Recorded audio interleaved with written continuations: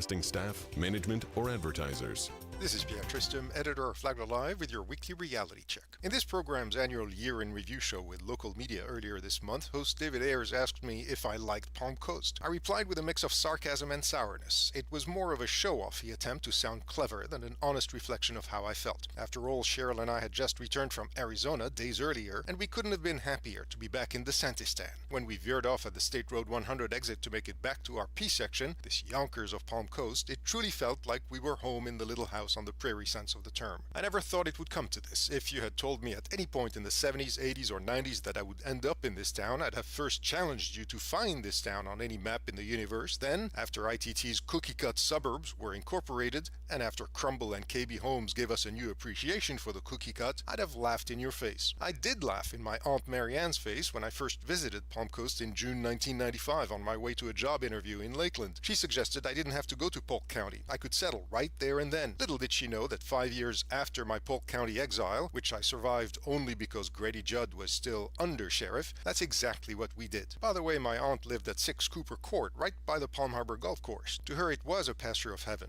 To me, it seemed like Grand Central. Americans are obsessed with privacy, but they don't seem to mind when a clump of over-the-hill aliens wielding a stick at an invisible ball mutter and hobble through the backyard every 5 minutes. We settled in the Woodlands, a cozy rental house that butted up right against the thin buffer of scrub pines to shield us from what is today known in more romantic circles as wastewater treatment number 1. There, our son was born, and there we shepherded our daughter through her middle school years as I commuted daily to Sodom, where the News Journal then still existed as an actual newspaper. It was a pleasure to drive home to Palm Coast every day, but I didn't know it just then. That became more real when, with our realtor Prince Matthew Wilson parting the seas of the housing crash for us, we bought our just-built palatial P-section house in 2008 for a song we sang the Underwater Cellar. I don't know where else in this country I could get a 3,000 square foot home for less than the monthly price of my Obamacare premiums. We've lost a roof, a ceiling, and a floor since, because most Florida homeowners don't know that buying here is like buying in Beirut, but rebuilding is part of the charm. So it's been. I'm not going to pretend that Palm Coast has anything on the places I've lived before. It lacks a soul, it lacks that city feel we crave whenever suburban despair makes you reach for Oxy, but at least we have Flagler Beach and Bunnell, and in Palm Coast we have City Repertory Theater and a stand-up comedy bar, which, along with a good Thai restaurant and the Brown Dog, are really all you need. Maybe it's age talking, maybe it's yesterday's 10% barrel ale, but I can see Marianne's pasture now. So yes, David, I like Palm Coast, and if I could still cross-dress without getting lynched here, I might even love it.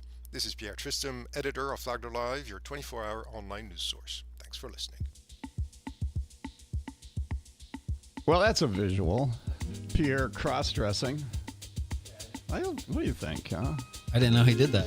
All right, well, maybe somebody will Photoshop it and we can post it here. You know, he did tell me after we had our, I'll tattle on Pierre. Hope he's okay with this, but after we had our media roundtable, afterward he was kind of like, you know, I was kind of sarcastic in that. Like, I don't really dislike Palm Coast. I do like Palm Coast, so maybe he's been chewing on that for a while. It's been a month he's been chewing on it.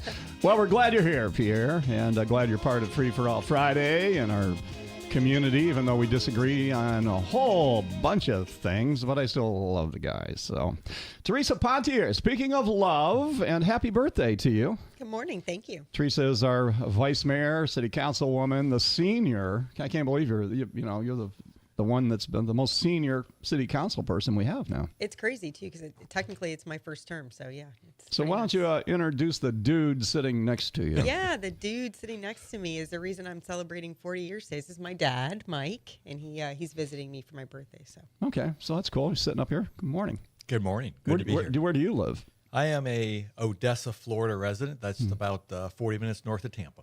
Oh, yeah. Okay. All right. Very good. So anyway, so you're celebrating Super Bowl, your birthday and everything. Yeah. I always say the whole world celebrates my birthday because the Super Bowl usually falls on my birthday weekend. Okay. So, yeah, I get a huge celebration. So it's Theresa's birthday and Super Bowl. Yeah. Okay. People say you're egotistical. They'll play with that one.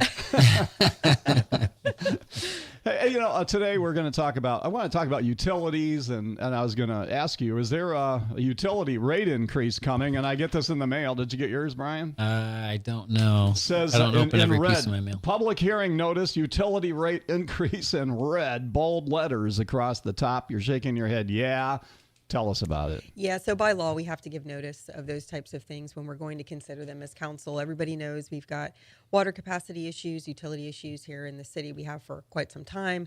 And as we're looking at expanding wastewater treatment plant 1 and then also making improvements for wastewater treatment plant 2, we are looking at some pretty heavy costs coming down the pike. As everybody knows, we raised the impact fees for utilities the max we could last year. So that portion or that option is kind of tapped out.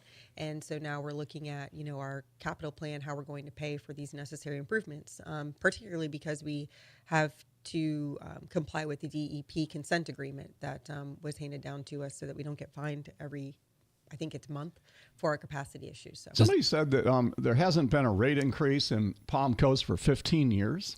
I don't think that's true. I think the last utility rate increase was 2018. I could be wrong on that. A long time, though. But yeah, it's been well, at least 7 years. Mm-hmm. Yeah. Brian? Does it make it easier to raise the rates now that DEP said you're in trouble? I don't think The so. Department of Environmental Protection? No, anytime you're told you have to raise rates, you don't want to do it. And you want to have the autonomy to decide if you, as the council, are going to raise rates or not. So I think using the DEP as a scapegoat is improper. At some point, it's a management and planning issue.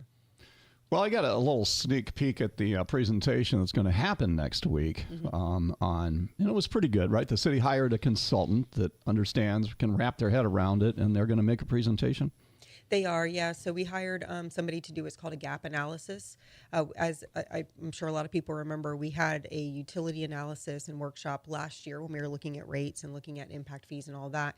That's when we decided not to raise rates on the residents, but to look at impact fees and see what we could bring in for that. And then we were also hoping to get appropriations from the state. We didn't get those, unfortunately. So that's why we're now looking. We had to kind of hire this company to come in and do this extra analysis to see what we're looking at in order to pay for these improvements. It lays out. Everybody should come to see. Well, actually, you can watch it on TV on YouTube also, right? So the presentation will be there. But it really kind of puts into perspective how serious the utility system is. And to me, it's because prior councils, and maybe part of it that you were on, kicked the can down the road and, no new taxes. I'm going to drink not Kool-Aid, antifreeze, and all that kind of stuff. And I think that thinking has cost us millions of dollars because you're going to see a graph of inflation.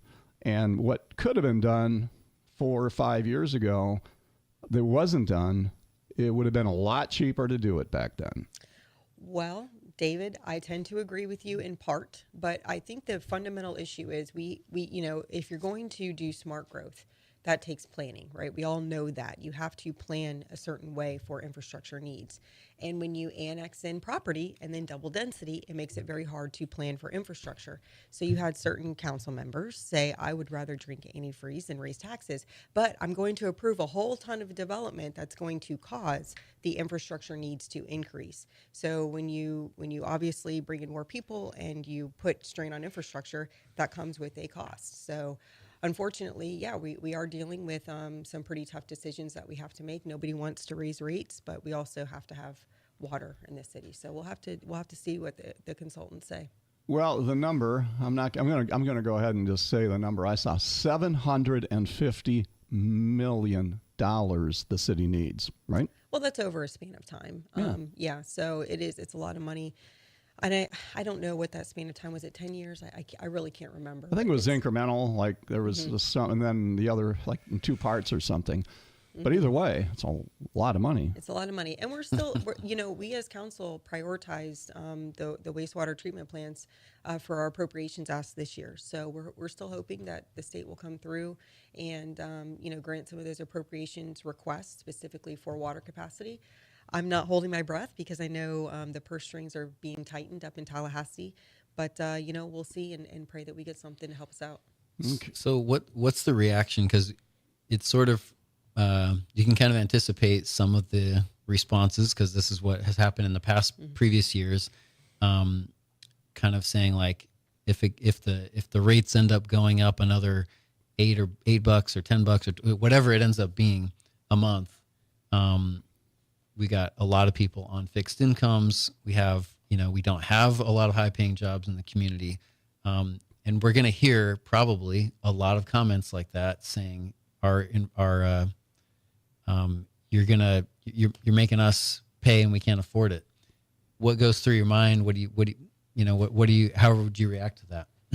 Yeah, it's tough. Like I said, nobody wants to raise rates, particularly on those folks that are on a fixed income, which, if you recall the presentation last year, the structure that they had put together allowed it so that it was very much consumption based. And if you consumed less water, your bill had the potential to actually go down a little bit. So our very low consumption users could have actually seen a reduction in their bill. Unfortunately, I don't think that's now in the hopper for us to choose from. That being said, I think it's time that we look at the entire utility bill and see what we can do for the entire utility bill. Because if you look at your utility bill, it doesn't just include water consumption. It includes other things as well, including our waste pickup. So I brought mine in. There you go. So I just got that too, by the way. if you look at your all utility on the bill, same day. Yeah, on the breakout. Because people yeah. come in and they go, my water bill is $125 and whatever, but take a look at it, because here on mine there's a water base fee of $22, water usage fee. That's my fault. How many showers do you take? Well, no, it was had to do with the swimming pool. Anyway, the sewer base, is $21. Sewer use, whatever. So onto that 30 something, whatever. Garbage, $33. Now garbage can go up because the new contract with FCC is for cost of living increases, inflationary increases, where we didn't have that with waste management, right? Or Waste Pro. Waste Pro. So I don't know. I don't know if I wouldn't have not negotiated that. I think that's a huge thing to give. And plus, a lot of people aren't really happy with FCC. They loved Waste Pro. The green trucks and nice people, part of the community. That was you voted on that one. No, that was before my time. Oh, okay. Yeah, don't put that on me, please. All right. And then stormwater is another thing on it. So you're getting garbage picked up twice a week. We're getting all this stuff. So mine, and I'm not exactly a conservative when it comes to things. I will live my life. I leave lights on, whatever, but so anyway, don't go by me, but mine was $189 for the month. Okay. And a lot of people are like at $120. So I'm a better customer than those people. Well, ours was $250. Now we have a pool. I say we have dogs that drink us out of house and home. But yeah, so you have a certain ability to control your consumption, but at the same time, there are a lot of other things that are worked in there that I think that, we as council can go back and see what we can do. If it were me, I'm one of those people that I really think that fees and costs should be based on consumption. If it were up to me, we'd have zero property taxes, and you would just pay taxes on consumption and things you buy. That, in my idea, I don't think you should pay taxes on your home that you live in, your homestead. So in my opinion, flat fees are things that should be eliminated as much as possible, or at least reduced as much as possible, and that things should be consumption based, because then it puts the power in the consumer. You choose to buy things, you choose to consume certain things. Obviously, we all need water, but we can conserve, and there are things that we can do to reduce those. So I think more of a robust look at the entire bill rather than just zooming in on the consumptive use is what we really need to do as council and as city staff. Are you going to bring back up the FPL franchise fee? I think that is a good thing. I will not be bringing up the franchise fee in a silo. I know this year we're going to look at diversifying our revenue streams. And, I'm sure that'll be brought up again. But I think it's really important that we look at all revenue streams and diversifying the tax base by bringing in more commercial and more industry, so that we can, again, lower the taxes on our homeowners and try to shift that burden over to our businesses. And the same thing does happen with the franchise fee, because our businesses pay more for fees than our homeowners. But looking at that in a silo, I think is inappropriate. We need to look at all different ways that we can lower the tax burden on our homeowners and increase it on our larger businesses in the community. Well, things you can control, like how much electricity you use, how much water you use. You're kind of putting some control on that, if you want to call it a tax or a fee. It's in the hands of the user. Say, all right, well, damn it. Actually, you could pay less if you say, all right, we're going to start turning off lights and getting chihuahuas instead of big dogs, for drinking the water and things like that. Hey, my bulldog is worth it. You know, that 70-pound lump of wonderfulness is worth every drop that she drinks. No, I think what people don't realize is there are certain entities that are exempt from paying taxes that would have to pay some of these other fees. I mean, and then you look at big entities like Advent Health. Advent Health would pay a heck of a franchise fee. So those types of things really need to be looked at. But you have to look at everything together. Can we lower our property taxes on our homeowners if we impose something on this side? But then you also have to look at, possible cost savings within how the government runs as well. So when we're looking at these things, that's why I say you can't look at them in a silo. How can we lower costs across the board? Are we being as efficient as we can be? And for all of those who have asked for, an audit of the city's finances, one thing that we are doing, we have gone out for RFP and asked for a company to come in and look at, are we being the most efficient that we can within our city staff and within our city government? And they're actually going to do an analysis of government efficiencies so that we can look for those cost savings before we decide to raise any taxes. Where does that sound familiar? We need a Have Doge. Elon Musk come in? Hey, you know what's funny about that? We actually made that decision prior to Doge. So you know what? We were thinking ahead. So You out-Trumped Trump. that's right. Yeah. Are we in trouble with, I'm hearing like, okay, and somebody said it goes, so Ed Danko, sorry about that, I wasn't picking on you, because it says it goes way back before Danko, into like from starting at 2018 was when the city started falling behind on doing things and kept kicking the can down the road. And I would imagine if you look at an inflation graph starting from 2018 to 2025, it would be like a skyrocket or a good slant going up that, things that, so we're playing catch up, right? On a lot of things that should have been done, and just nobody wanted to make those hard decisions because they didn't maybe really have to at that point, and now we're paying the price. This is one thing that I have to commend Councilman Clufus for was, he said numerous times, we can't continue to kick the can. But I do think that you have to be assured. Have we looked at every option, every other exhaustion prior to looking to the homeowners and raising rates? That is one thing that I think has been missing. I don't feel like we've done that exercise. Have we absolutely exhausted all other revenues and other options? And is everything running efficiently? Are we wasting money anywhere? And then after you've done that very exhaustive analysis, then you look to the residents and the business owners in the community to raise rates. But that should be your last resort. And I don't know that that's been done in the past. Okay, we're going to take a break. We'll be back. Our guests in the studio are Vice Mayor for Palm Coast, Theresa Pontieri, and her dad, Michael. How you doing there, Michael? Fantastic. Was Theresa like this as a teenager, Michael? Yeah. Oh, yeah. From the time she was 6. All right. Well, the next part of the show is going to be talking to Michael about Theresa. Excellent. Goody. We'll take a break. We'll be right back.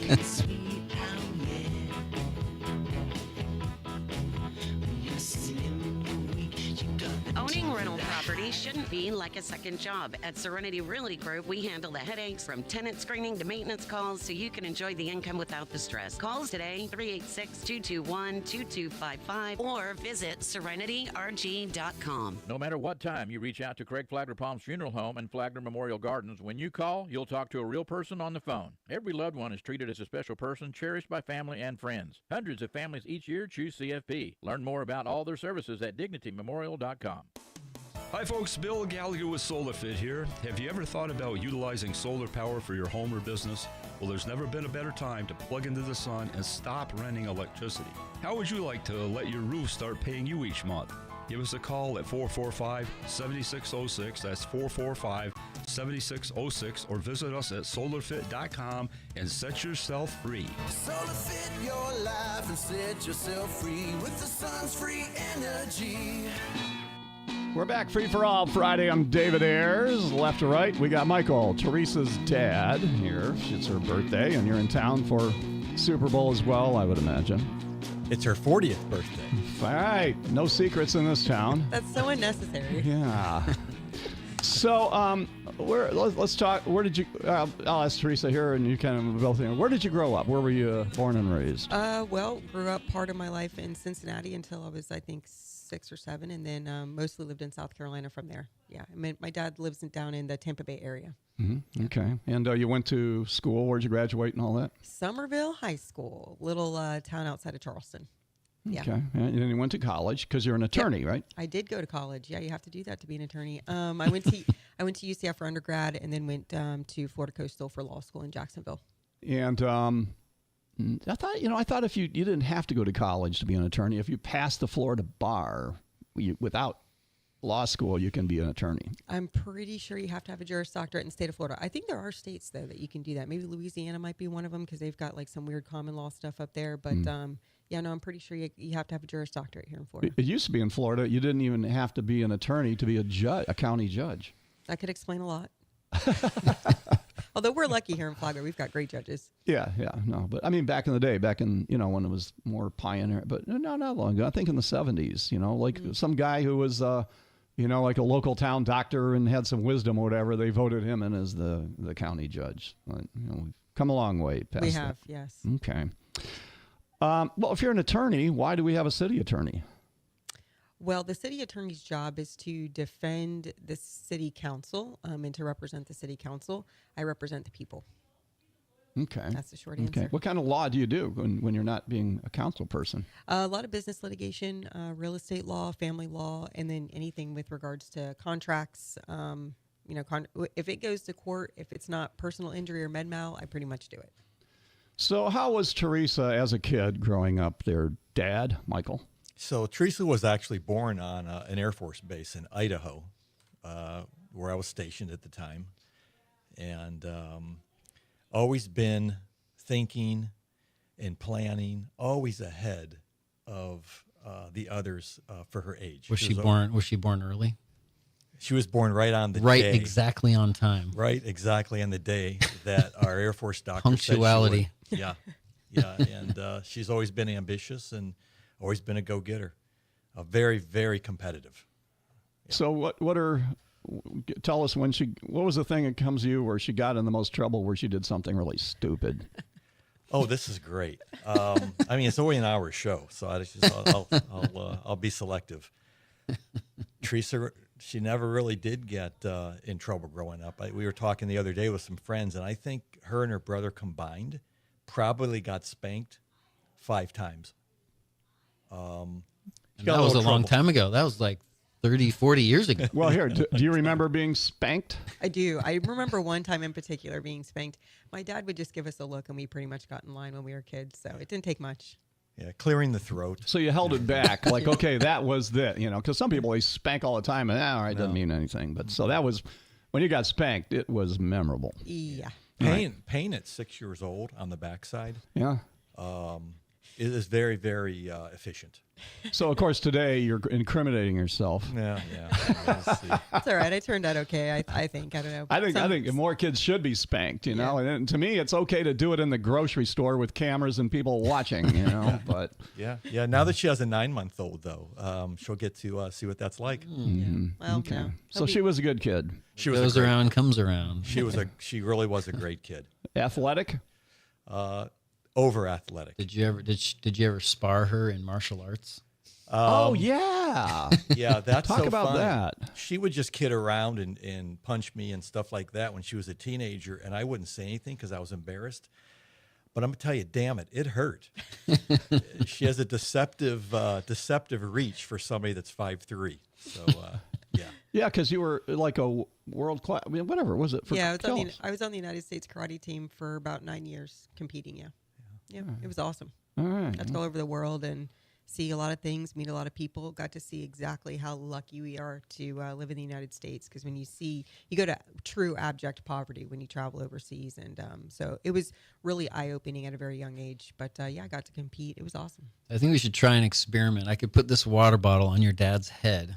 Mm-hmm. I don't want to see you do a roundhouse kick. We have cameras see now, what happens. by the way. Yeah, we could totally do like visuals during the show now. I know we haven't promoted our cameras because we didn't quite know what we'd look like. But yes, we are from now. We're streaming live on if you go to YouTube and just click on Flagler Radio YouTube channel, we're live right now worldwide, and so we'll make better use of them as we go. But I thought it was pretty good. Mark and our technical crew did a good job putting it's pretty cool. Little cameras in here, and it's amazing technology today, how it's really come up. And you can watch the Palm Coast City Council meetings and workshop meetings just on your big screen TV at home, which is what I do because I can fast forward There you go. Yeah. Are you saying some of those meetings are boring, not worth watching? I'm saying I know what some people are going to say, so I fast forward, and she and the council doesn't have that luxury. They have to sit there and listen intently, and they should. That's your job. That's our job. Yeah. I have a question about the public comments. I've been thinking more about this since I've been going to the council meetings again.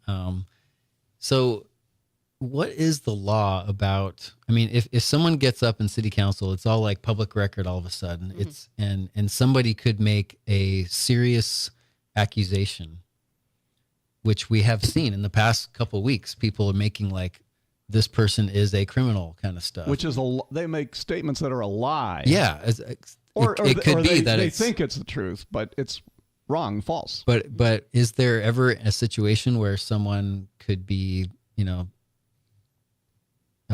get in trouble for sued, saying something false and accusing somebody of something? Or is it just, it's public record, so it's what happened in the meeting, so it's part of history? Yeah, so, I mean, you're talking about, defamation.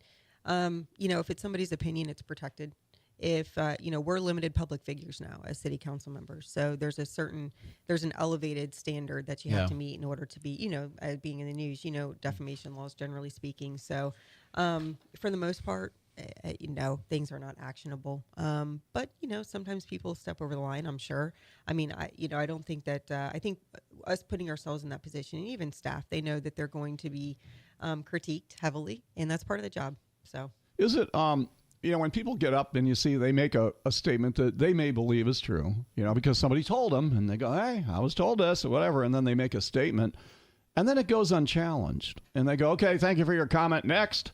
I think that if somebody makes a clear, bold, untrue statement, it should be challenged right then and say, thank you for your comment, but you're wrong. And because if it goes unchallenged, people hear that part or whatever, and they're thinking, must be true. And rumors get started, and perceptions, a lot of times false perceptions, start being formed at the city council meeting itself without being challenged. Yeah, I mean, it's up to the mayor. The mayor runs the meeting. We do try to avoid getting into a back and forth with residents.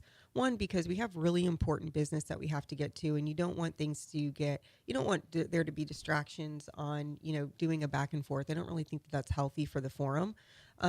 But at the same time, when we do have council comments, there is a time then to say, hey, Mr. or Mrs. So-and-so, we've looked into XYZ, and, this is what the result of that was. Or, hey, we'll go ahead and reach out to you and we'll look into, ABC or whatever it may be. And the city manager oftentimes does respond with certain facts and figures or certain presentations that are coming up that may alleviate or answer questions for residents. So I hear what you're saying. Sometimes it is frustrating to sit up there and know something's not true, or maybe somebody just doesn't fully understand something or has seen something on social media that is not the whole truth or even part of the truth. But, it's our job to really exercise discernment and address what needs to be addressed in that moment. And then, sometimes I email people after meetings and say, hey, let's meet about XYZ, or, let's have another conversation outside of that public forum. Okay. I heard of something I never heard of before, the Bert Harris Act. What is it? Bert Harris is, generally speaking, just it's a part of the statute, a whole chapter in Florida statutes that basically says if a homeowner has certain rights that the government inordinately burdens, that's the term that the statute uses, then the landowner can get compensation via lawsuit against the government entity.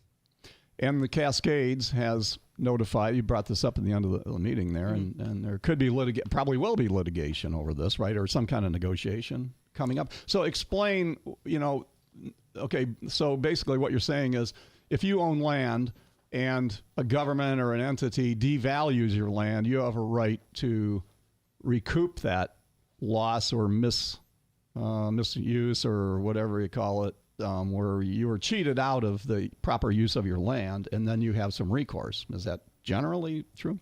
Possibly. So there's certain elements of the statute that have to be met in order for you to get compensation. One of those is that you have a vested right.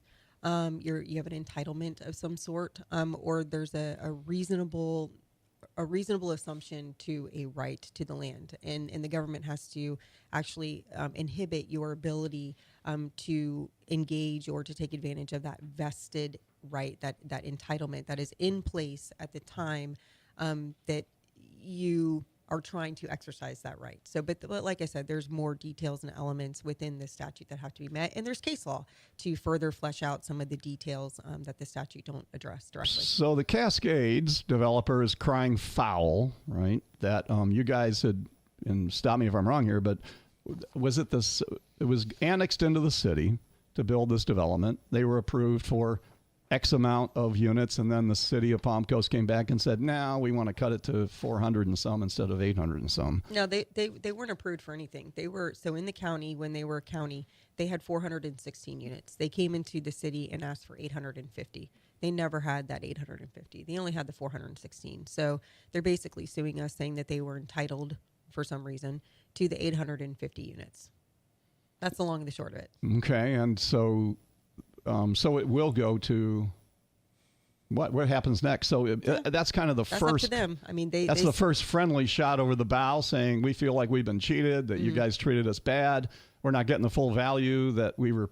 This is their thing. We got of the promise that we were, promised, or we were told we could, and now we're out $12 million, and just give us $12 million, and we'll build the 400 and some homes. Right. Yeah, they sent us the required letter that you have to send per the Bert-Harris Act. We responded timely, like we have to do per the Bert-Harris Act. So barely. Yeah, right. You know what? Like a few hours before. You know what though? It doesn't really matter. Her dad said she's on time. That's true. Well, it wasn't me that wrote the letter, but no, I mean, it doesn't really matter. You get it in the timeline. It is what it is. But so I mean, it's up to them whether or not they want to file suit. But I think it's really important what you said there, David, because you said that they were promised something, or they were told they could have something, and they weren't. They were never told that, not by anybody who had the power anyways to give them that right. And that's really important, because the city council had to vote to approve what they were asking for, and city council decided not to. And for good reason, because we had some dire infrastructure issues back then that are rearing their head. We talked about it earlier, that the water capacity issues now that our residents are likely going to have to fit part of the cost for. What is your understanding of their, I know you're saying like they never had the 850, but in that letter, they made it very clear that they did feel like they had entitled to 850 units. And this is a planned development off of Seminole Woods Boulevard. Mm. What is your understanding of why they think they could have 850? Well, like I said on the meetings with staff that city council wasn't involved with, or where did they come up with that? Do you know? Well, that's what's in their letter. And like I said on the dais, they put in their letter that they were told by staff that staff approved this 850 dwelling unit comp plan amendment that they asked for. And staff doesn't have the ability to approve that. So that is, for that to be the legal basis that they are basing their Bert-Harris claim on, is, in my opinion, and like I said on Tuesday, is facially and legally insufficient. You can't rely on staff. Staff put in front of us an application, an amendment for us to approve. City council did not approve it. End of story. Well, maybe not end of story, because, Charlie Gambaro, councilman, he said, $12.2 million. Like, what if we lose this thing? Mm-hmm. We're in deep doo-doo here. And so... And there's always two sides of the story. I mean, we're hearing your side, and I'm sure, they'll have attorneys that'll come up with emails from the city and all these things that they consider to be approval. And if there'll be somewhat of a negotiation or no negotiation, then it goes to the court, right? Well, I mean, I don't want to get into the weeds on what could happen once the court case is filed, or what the attorneys may discuss, or what us as city council may discuss later on down the road. I will always engage in a proper cost benefit analysis for what is in the best interest of the residents. And if that cost benefit analysis results in them getting a few more units, then I will be open to that discussion and to that option. But as it stands right now, based on the evidence that I've seen and what has been put in front of me by them, by the way, fully by the applicant, I don't think the cost benefit analysis is worth engaging in that settlement negotiation any further than what we already excluded part of their the land that they were going for when we initially went through this process, to allow them to build if they wanted more on this one portion of land, which, this is getting more into the weeds of this entire situation. But, I don't think that they've fully exhausted what they can do with that piece of property anyways. Are you anti-density? I'm anti overgrowth, and I'm anti not engaging. I'll tell you what I'm anti, David. I'm anti not allowing us to properly plan. Everybody says, oh, well, ITT had these plans, to have XYZ population by such and such date. But we have borders to our city. When we expand those borders by annexing in more land, we are now annexing in units that we did not plan for, because it's not within the borders of our city. That's okay. We can annex in some land here and there. But then when we annex in that land and we double the density, now we're making it very hard to plan. We have to plan for infrastructure. We have to plan for schools. We have to plan for public safety. When we annex in land and then double the density, we take the ability for staff truly to be able to plan in the right way out of their hands. And that is very difficult. So I'm not anti-growth. I'm not anti-development. I'm anti not doing it the smart way and not allowing us to plan. So when a developer builds, and aren't there already remedies in place for that problem? Like there's a lot of impact fees, and so doesn't that solve the problem? No. That's the short answer. Do we need higher impact fees, or what other fees? What would make it where, someone has this land and they're, if you want to do that, then yes, you can do it, but it's going to cost this much because you have to pay for your own, your own growth. So the problem with impact fees, and actually my dad gave me this saying, is they're shiny pennies. They only go so far. They only pay for growth towards the beginning. They don't pay for the protracted and prolonged effects of growth. So when you're looking at planning, it's nice to have those impact fees at the beginning, but they can only go so far. And I'm not saying that we need to fee and impact people to death. We're going to grow. There's no doubt we're growing, just like every other city in Florida. We are by far not the only city having these discussions with growth and with water capacity. But we have to make sure that long term we're putting into place the projected growth and sticking to that projected growth path. I've heard the term shiny pennies from you at the dais. So yeah. So a developer. Shout out to Dad. Okay, because it seems like you make developers out to be bad guys. No, developers are not bad guys. But what is frustrating for me, the development of growth in our city is good because it's going to help our workforce. It's going to presumably help to bring in younger families and make our community more diverse, which is always a good thing. I am not anti-development. What I am anti is not sticking to the plan. You have entitlements. You have the right to do certain things on your land. I actually voted to annex in the Cascades. I voted yes on that. We didn't have to. We have a very large amount of discretion with regards to annexations. And I said, sure, come on into the city, but come on in at 416 units. Don't come in and then ask me to double your density when we know we have infrastructure issues. So I'm not anti-development. What I'm saying is come in and do the right thing. Build what you are entitled to build, and pay the fees that you're supposed to pay, and then give a good product to our community. Stop asking for more than what you have on the books. That's it. I don't think that's asking a lot. Well, so obviously they're going to come up with the Cascades are going to come up with documentations and things and say, hey, they're not just doing this out of they're doing it because they do feel they've been cheated. Otherwise, they wouldn't be coming forward with all this. You're not answering that. I can't speak for the Cascades. I don't know. All right. Okay. Well, I would just think that they're like, hey, we did this. We're in good faith. And we do have documentation from the city saying that we can build more than that. And that's what we're going. I'm just guessing. I don't know. I haven't seen any of this, but there's got to be a reason to it. But I haven't seen it either, David, and that's part of the problem.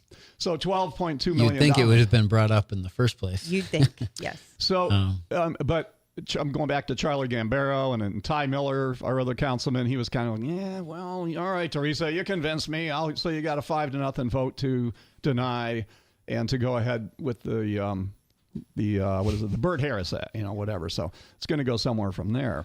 But there is a possibility, like Charlie Gambaro said, that you could lose. And a judge or somebody could say, all right, you got to pay these guys $12 million. And those guys is us, the taxpayers. So how sure are you that, how confident are you that won't happen? Well, anybody can sue for anything. We have a very accessible legal system in this country and in this state. And so anybody can fire off a lawsuit against anybody for anything. And then you have lawyers that go at it, and, there's certain burdens that have to be proven and elements that have to be met. What I will tell you is, based on what I've seen, and just my opinion has already been stated very clearly from the dais. I just don't think that the law or the facts are on their side. And I made that very clear when I was lobbying for the vote that I was lobbying for from the dais. And was that the attorney and Theresa Pontieri coming up with that conclusion, or both. The councilwoman? It's both, and I have to wear both hats sometimes, and I think that decision did require me to put on both hats. But I will tell you this: I would never make a decision that I did not feel was in the best interest of my residents. And I will tell you, this development is a perfect example, because when we were going through the rehearing process, when they wanted to have a rehearing on their comp plan amendment, and they wanted to exclude this infamous hook piece, right, from their... love the hook piece. Yeah, love the hook piece. When they wanted to exclude that hook piece, Councilman Kloufis made a motion to exclude the hook piece from their comp plan amendment.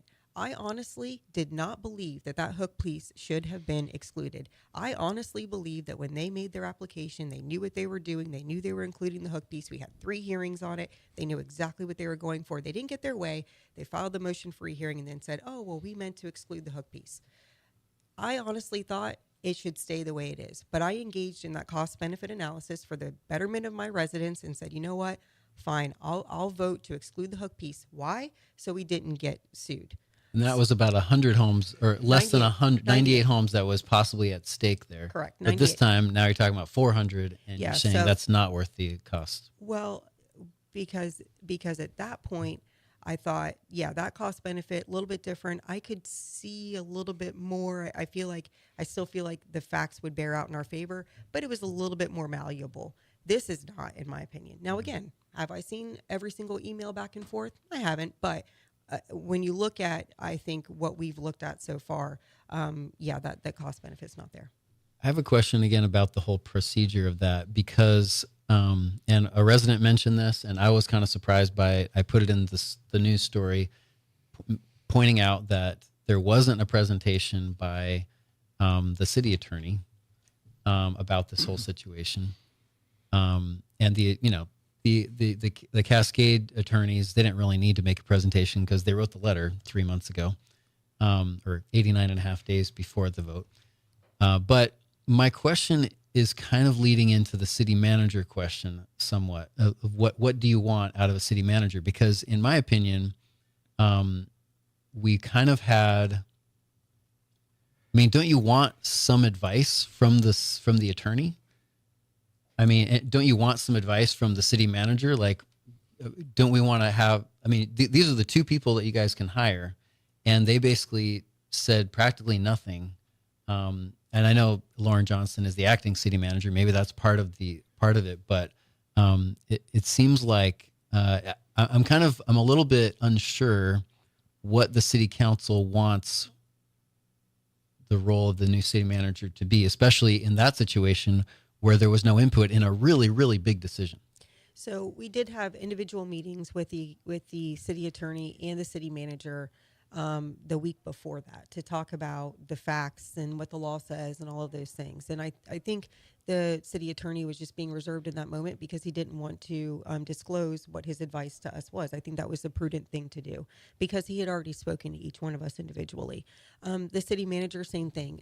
We have to be very careful. The only reason I'm talking about it now is I haven't said anything today that I didn't say from the dais. Mm-hmm. You have to be very careful once you get into these things with regards to what you're disclosing, what you're not disclosing, legal advice, things like that. So I think that's why the city attorney was being very reserved, and I think that was a prudent thing to do. City manager wants to make sure that she's not overstepping her bounds, and I think it's really important that the dichotomy of responsibility and duties between city council and city staff is very important. City council directs policy, city staff puts that policy into place. And so it was not city manager's place to make that decision. It was only her place to say, look, I can give you the facts. I can let you know what has happened. And presumably she did that in all of her meetings with the city council members, because she did that with me. And then you all direct the policy and you tell us what you want us to carry out. There's probably nobody more saying, will you hurry up and get a city manager than Lauren Johnston? You know, I mean, God love her. I think she's done a good job keeping things glued together. And but we're at such a time where we got to do a lot more than keep things glued together before they start. And to me, you know, you had the applicants of the city manager. Nobody was thrilled with any of them. Why? Why didn't an impressive city manager apply and say, yeah, I want to be a part of this? Was it because of the money? Was it because they look online and see all this gobbledygook? Oh, that's a nest. That's a mess of a nest there. I don't even want to get involved in that. There's other places I can go. What do you think, Theresa Pontieri? Why don't we have somebody good applying? Well, I don't want to say that we don't have somebody good applying. I was impressed with some of the applicants, and we have narrowed down, I think, to 6 applicants that we want to discuss or look into more. I think from my perspective, I wasn't happy with the robust search because I feel like we got and this is going to sound bad, but a lot of recycled candidates, a lot of faces or names that I've seen in other, applicant pools that were passed on. And, so you wonder why were they passed on? Maybe it wasn't a good fit for that municipality or that county. Maybe it's because there's something in their past that just is less than savory. You know, you don't know until you look into them. I did a lot of research into these folks, more than just their resume prior to that meeting. For me, I didn't see enough applicants that were looking that really need to have the qualities that we need here in Palm Coast. And when I say that, I mean managing a very large staff and managing a very large budget. So it's not that they weren't good applicants. I just don't think that they had the skills that we really need here in Palm Coast to take us to that next step and to really be able to manage the money and the people the way we need. Now, Lauren has done a fantastic job. There's no doubt about it. I think that she's done more than just keep us glued together. But she's got a young family. You know, she wants to go back into that assistant city manager role. And so we need to find somebody good to take her place. But we need somebody with some longevity. And unfortunately, a lot of these applicants too, this is a political position. I don't care what anybody says. It is. It's a political position. You're not elected, but it's political. Mm-hmm. So it's hard. It's hard, you know. And so it might not be a Palm Coast thing that people are steered away from. It could just be the job itself, and that would be completely understandable because it's a hard job. Brian? Well, the longevity issue is usually not necessarily the city manager's choice. Mm-hmm. It's the city council that is, maybe you could say, has a history in Palm Coast of being willing to fire them fairly quickly. So do you think that the city council needs to offer a more guaranteed longer-term contract to get longevity commitment in return? So the analysis for that I've engaged in is looking at comparable cities with comparable budgets, population sizes, and staff sizes to see if we are being competitive. I haven't finished that analysis yet, but it is something that I will be talking about from the dais as we get further into this. What I will tell you, though, as far as, kind of being attractive, we do have a new city council. The people that are on that city council, myself and Gambaro are obviously up for re-election in less than 2 years now, but you've got 3 members of the council that will be there for at least 4 years, hopefully longer. So, when you look at that, it should be some comfort to the future city manager that the folks that will be hiring them are pretty new. And so they've got, hopefully some longevity on the council. The pay, to me, is, what is it roughly? Just a ball, because I looked online for cities our size, I'm sure you did too. Mm-hmm. And $500,000 is, a pretty reasonable amount of money to offer a very highly qualified person to come in here with a $400 million business to run and the amount of employees that we have. And it may sound like a lot of money to some people, but $500,000, Walmart managers, we're offering, I love to look at what Walmart managers are making. And we're right in the ballpark of good Walmart managers we're looking to hire to run our city. So why not be, instead of, we're right in there with the average of other cities, why not be, this damn Palm Coast is paying better than anybody. I think we would get somebody better than anybody else. Well, I think that there's another piece of this that we haven't talked about. Whoever works in the city also has to have a servant leader mindset. you can't come in here thinking that you're just working for another corporation. There's an element for any city staff member to have customer service and to remember that our residents do pay our salaries. That's the same for city council, it's the same for city staff. And there has to be a servant leader mindset in order to be successful and have any longevity as a city staff member. So when you talk about, being a high up manager at Walmart, it's very different than working for the city. If you don't have the mindset and the desire to want to give back to your city somehow and be a part of, this organization that really services the residents and has the mindset of that good customer service for the betterment of our community, it's not a good fit for you. So, I think we're losing sight of that a little bit when we talk about, this is just a corporation. We have to run it like a corporation. To an extent, there are elements that, yes, you would run this like a corporation, but at the same time, we're dealing with people and residents and real needs in our community. And so that's a little bit different than what you're referring to. How soon do you think we'll have a city manager? Ooh, I don't know, but I'd rather do get it right than get it right now. Okay. We got to take a break. We'll be right back on Free for All Friday with our guest today. It is Theresa Pontieri, who is our vice mayor and city council person celebrating her birthday. And her dad, Michael, is in here too, telling us secrets about her, which we appreciate that. And we'll be right back after a few things here, and we'll wrap it up. And Brian, I was trying to play. Brian recorded a commercial for the Observer. Yeah. And I wanted to play it. Actually, I just misfired it. But anyway, we're going to take a break, and we'll be right back. Clowns to the left of me, jokers to the right. Here I am, stuck in the middle with you. She's Carli. The following programs contain. If you don't know who we are, now you do. We're the owners of your local Benjamin Moore paint store. Next time you're thinking about painting, think about us. Benjamin Moore, corner of Old Kings and Utility Drive, Palm Coast. This is attorney Michael Politis. Before my parents moved our family to Florida, we lived right next door to a junkyard in Queens, New York. As a kid, I would sit on the stoop looking at the smashed up cars, and I wondered, if these cars could talk, what kind of story would they tell? Over the past 20 years, I have been blessed with thousands of clients, each with their own stories of loss and suffering from an accident. Let us help turn your story into one of perseverance and triumph. Politis and Matavina, seeking justice for the injured. Offices right here in Palm Coast, across from FPC High School. If you're buying or selling $1 million plus home, let's talk.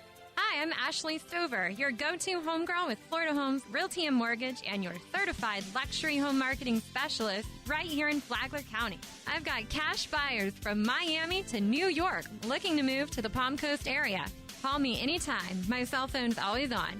386-864-1951 or find me online at ashleysellsfhrm.com. Free Observer newspapers on every driveway in town. That's our goal. Hi, this is Brian McMillan, Observer Publisher. We want to throw a free Observer newspaper on your driveway every Thursday so you can stay connected to your community. But you have to sign up now. For a limited time, get 3 free months of driveway delivery. Go to observerlocalnews.com/subscribe and use the coupon code 3FREE. No strings attached. Just go to observerlocalnews.com/subscribe and use the coupon code 3FREE. 3 free. How do you think, let's critique Brian here, Theresa. How do you think he did with that? Oh, I think that was a great commercial. Oh, thank you so much. My wife made fun of the last bit. We went, David is, by the way, a total wizard. It's pretty fun to watch him use the software and like splice things together and everything. But, we did a few takes of that last thing, 3 free. 3 free, 3 free. And we went with, the lilt at the end, and my wife made fun of me for it. So I hope the residents like it. All right. Well, it's good if your wife made fun of you with it. That's right. But we're trying to help it out. I think everybody should subscribe to The Observer. That's why we have a great media company. We got Pierre, we got Danielle and Brian, and just about everybody all works together, and that's a very rare thing in a community. Well, what I think is really important, though, too, is if you read a Flagler Live article and you read an Observer article, they are very different. So we don't have parrots in the media, which I think is really important. Yeah. And the same thing with Flagler Buzz and Ask Flagler. I mean, everybody puts their I don't want to say own spin on it, but they do. That's, news. There's always a narrative that's kind of tied to it, but you get different narratives, which is important. There's always choice. You have to make choices of what things you're going to emphasize. Sure. You have to decide what was the most important thing from a meeting there's obviously differences of opinion of how that would be, but. Mm-hmm. But we need that. That's good. Yeah. Back to the city manager here. I want to argue with you a little, okay? Shocking, David. I know. He thinks we should pay more. We need a strong city manager, like a captain of a ship, that takes control of this thing. If we have a wussy, weak city manager and he's, or she is, pushed and pulled, and a council I want you to do it this way, and I want this and I want that, it's like chaos. I mean, we need a captain of a ship where they push back. I think we need the captain of a ship that if Theresa Pontieri says, hey, I want you to do it this way, and the city manager will say, look, I know you work for you, but you're wrong, Theresa. If we do that, you're going to create all these other problems, and it's not going to have the end result, and not just be, okay, Theresa, whatever you want, we'll do. So I think we need somebody with backbone. I think we need somebody with smarts. I think we need somebody with leadership skills and not so much administrative skills, and somebody that can get out there in the public, that can talk to developers and business people and have a business relationship with the world for City of Palm Coast and sell the fact that we're a great place to move to, where we welcome you to. And in Alvin Jackson, there's probably nobody more than, if you're going to build it in Bunnell. He sits in airports across the country spewing how great Bunnell is and everything. And I think that's what we need. We need somebody that has backbone and some nuts and will take the city to the next level and not get caught in the wishy-washy toxic masculinity. Yes, so there's my rant. Okay, go ahead. Commentary here. Take it from there, Theresa Pontieri.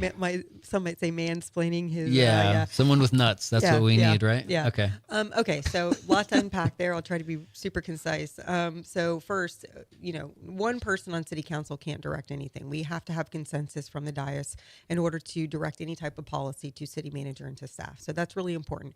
But to your point of, if city council directs staff to do X, Y, Z, and there's no pushback, because sometimes putting a policy into place is not practical, or it's really expensive, or there's going to be repercussions or consequences that we as city council may not fully appreciate in that moment. So yes, we need a city manager who is able to say, well, if we move forward this way, this is the consequence of that. The utility rate is a perfect example. If city council says, okay, we decided we're not going to raise rates, okay, this is going to push the improvements or the expansion or whatever it is off 5 years. And because of inflation, it's going to cost XYZ more. So maybe we need to think about an alternative. What I'm looking for in a city manager is someone who can be creative with efficiencies. That's what I want. How are you going to be more efficient with I hate the theory that you either need to raise taxes or reduce services. That is a lazy theory. I do not subscribe to that. I think that we need a city manager and directors who can sit at a round table and say, how can we increase efficiencies? How can we leverage technology and AI and make our dollars stretch further? What is the smartest and most efficient way to do that? That's what we need. Okay. All right. Well, I hope we find that person. I think we will. And so we're searching it. We're throwing more bait out there. We're fishing out of all sides of the boat for a city manager. Yeah, we are, and we did ask SGR consultant to go out and see if we could gather more applicants. Now, that's not to say that one of the applicants that we've narrowed the search down to won't work for us, and that's why we decided to to move forward with those folks. And I think that getting to speak to somebody and having conversations with them could shed light on stronger abilities and capabilities than a piece of paper does in the form of a resume. So I look forward to engaging in that process. Having someone who's creative with efficiencies doesn't necessarily mean that they've managed a city this big. I think what that means is that you need someone who will mine every good idea from the lowest ranks of city staff, because that's where the ideas for efficiencies usually, I think, would come from. Well, sure, they're boots on the ground. Yeah, exactly. Mm-hmm. So I think that's a really good answer. I think that the pushback is so delicate. I think it is important, but the pushback, like actually, Theresa, Councilwoman Pontieri, Vice Mayor Pontieri, with all due respect, your idea is going to actually cost us more money or cause a big problem that you didn't foresee. A city manager right now, I wonder if they would feel sort of afraid to say that, because the city council might say, that's not really your job. We're the policymakers. I think they're going too far here. Well, I think that is their job, though, to your point. I think it is their job to say, I hear you, and this is what Lauren does. I hear you. We're going to workshop it, and we'll let you know what how things are, what it's costing us right now, and if we change things, what's going to be the cost, what's going to be the future result of the policy change that you're asking for. As much as we can tell, we don't have a crystal ball, right? So it's kind of hard sometimes. But I think that is their job. Now it's our job as city council to be able to reverse course if we need to, and to be open-minded and look at that practical result of whatever the policy change that we're making, what that practical result looks like. Okay. Hey, we're way out of time, but time well spent. Michael, Theresa's dad, visiting on her birthday from the Tampa Bay, Oldsmar, is that where you said you are? Business is in Oldsmar. My home is in Odessa. Oh, okay. Hillsborough County. Yeah. All right, yeah. We still live over that way in Pasco County, and great area of the state. But I like this part a lot better. I lived in Southwest Florida a long time. Yeah. But, I love that it's 10 degrees cooler here. We got the Atlantic Ocean, which is a little bit of an air conditioning breeze, as opposed to the Gulf of Mexico. Love it here in the summer. I love it here in the summer. The Gulf of what? Yeah, the exactly. Gulf. Yeah, the Gulf of America. There we go. Anyway, final words from you, Dad. I just want to add, I want to thank Theresa, and hearing the council meeting the other night, and hearing even today her repeating a lot of things. One thing about her is Theresa doesn't need to be right. That's one thing I admire about her. But she wants to get it right. And she does her homework. In all things, she's always did her homework before she responds. And Theresa's not one that reacts. She's one that responds. And one more thing I'll add, Brian. Was your wife making fun of you or with you? See, there's a difference. It sounds like she was making fun with you and loves you very much. Maybe I'll ask her that, not on Valentine's Day. We'll just move on to other things. Yeah, but it's been great being here. This is really an honor to sit in, but thank you for having me. All right, yeah, glad to have you. Final words from our Vice Mayor for Palm Coast, Theresa Pontieri. Yeah, no, thank you guys for having me. No better way to start off my 40th birthday than in this room with you guys, and thanks for letting my dad come on. It's always fun, and I appreciate everybody listening and tuning in, and I look forward to bringing in a good city manager. It's a great place to work, so hopefully we'll get there. Okay, Brian McMillan. I'm just looking at this little stack of newspapers I have, and I just want to congratulate Leah Stevens going to University of Florida to play softball. It's a really cool story, so you should pick up a copy, and it's pretty fun every week to make people like her famous for a few days in the community. So thanks everyone for reading and listening to the show. We appreciate your interest in the community, staying connected. Podcast, you can watch the also podcast video on the Flagler Radio YouTube channel. Just go to YouTube and click Flagler Radio. We got all of our sports, our high school games and things. And Super Bowl live here on WNZF. Phone ringing.